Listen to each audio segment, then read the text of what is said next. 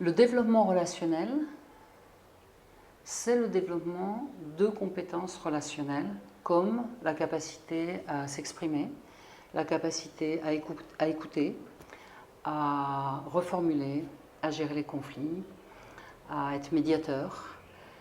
Donc, le postulat de base, en fait, c'est que la relation, ça s'apprend comme on apprend à lire ou à écrire. Et qu'aujourd'hui, ce n'est pas enseigné encore à l'école en France, même si ça commence à être enseigné dans d'autres pays comme le Québec, par exemple, ou le nord de l'Europe, ou les États-Unis. Donc l'idée, c'est, dans le développement relationnel, c'est qu'on peut développer aussi bien la relation à soi que la relation aux autres, que la relation, d'une manière plus générale, au monde. En France, enfin aujourd'hui, on parle beaucoup de développement personnel avec l'idée qu'on peut mieux se connaître. Le développement relationnel, en fait, ça intègre le développement personnel. C'est-à-dire qu'on va parler d'intelligence intrapersonnelle ou développement personnel, c'est-à-dire la relation à soi.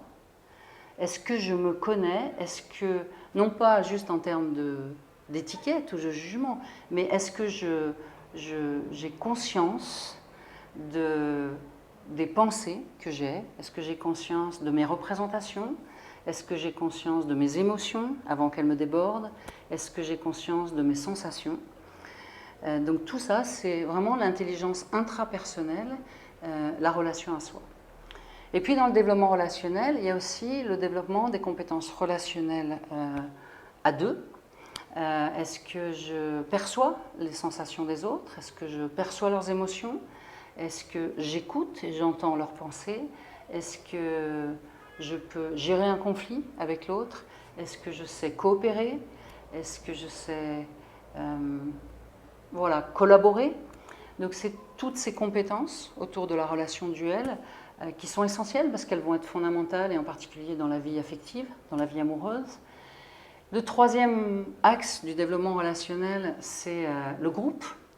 C'est tout ce qui est comment je me sens dans un groupe, quel sentiment d'appartenance, est-ce que j'arrive à rester moi-même et à être dans un groupe, comment j'influence les autres, est-ce que je les manipule ou est-ce que je m'affirme, je suis capable de m'affirmer sans agresser, est-ce que je sais devenir leader d'un groupe, est-ce que j'arrive à aider les autres à gérer les conflits en devenant médiateur par exemple.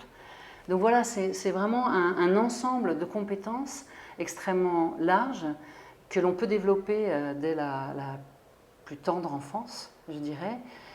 D'autant plus que l'être humain, fondamentalement, c'est un être de relation. On est issu de la relation, on est issu de la rencontre d'un homme et d'une femme.